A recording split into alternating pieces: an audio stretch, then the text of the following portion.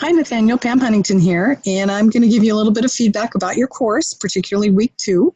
I think we've talked about your front page. It looks great. I know where I am, what's coming up. You've got a great welcome. I know how to get in touch with you, and you've got to click here. So it looks really good. Let's go ahead and get into your modules. I think I've given you feedback about your start here in week 1, so I'm going to go ahead and start with week 2.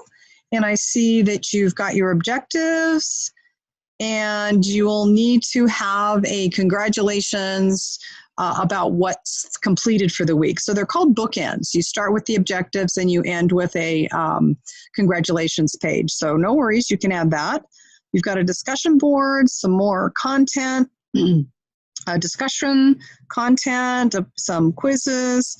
All right, I see a Padlet. Those are all excellent. Voice threads. So it looks to me like you've got a lot of formative assessment, non-traditional, along with good content. So I'm going to go ahead and look at your objectives for the week. And it says, and I believe this is a high school class, so this will be a hybrid. You'll do part of it in class and part of it online. That's my understanding anyway. So you've got what the assignment is, the objective, it's connected to the points in the due date, and these are all the things they're going to do. Excellent. So let's go ahead and click. Class discussion, this is a whole class thread. You only need to post your response to the prompt below. No need to reply to other posts, although you are welcome to do so. All right. Interesting. Typically, discussion boards do have a reply. So what are you asking them to do and why don't you want them to do that?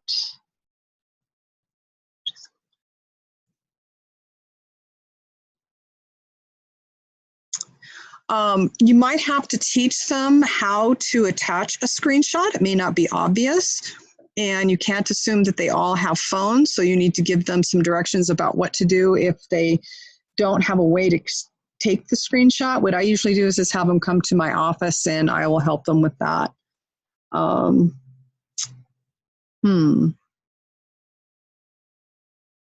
Yeah, I'm just curious of why you're not having them respond, especially if you want them to look at other posts. Even if you had them just respond to one person with 1 or 2 sentences, I think that would be more beneficial. Otherwise, you can't assume they're going to read anybody else's posts.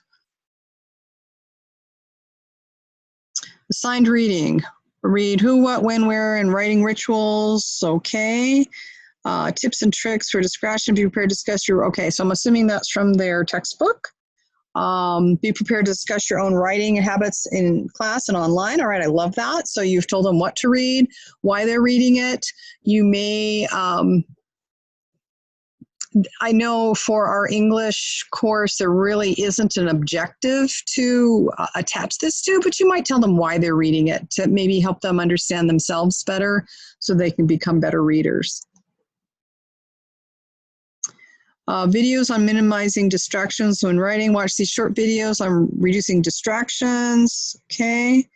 Okay, good. So again, these are beautiful. I love that you're telling them what to do and what to do after. Again, you might just tell them why, that it's to help prepare them to be better students, which is really not a class objective, but it should be.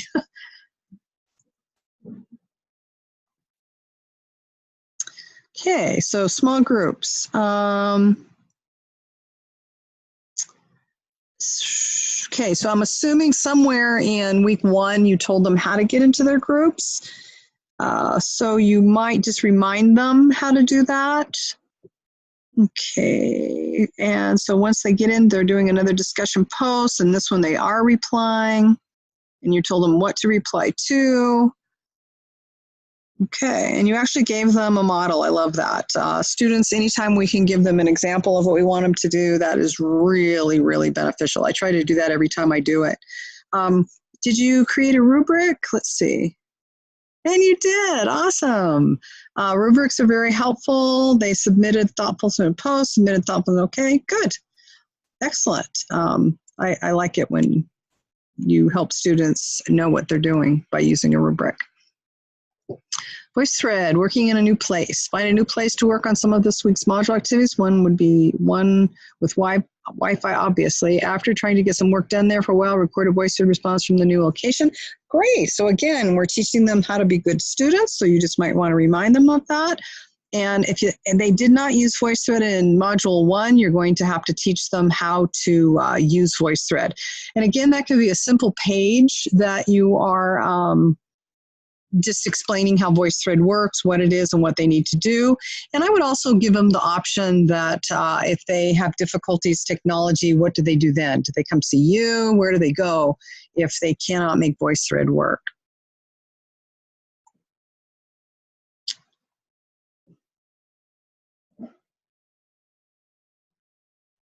Waiting for my computer here. It's a little slow.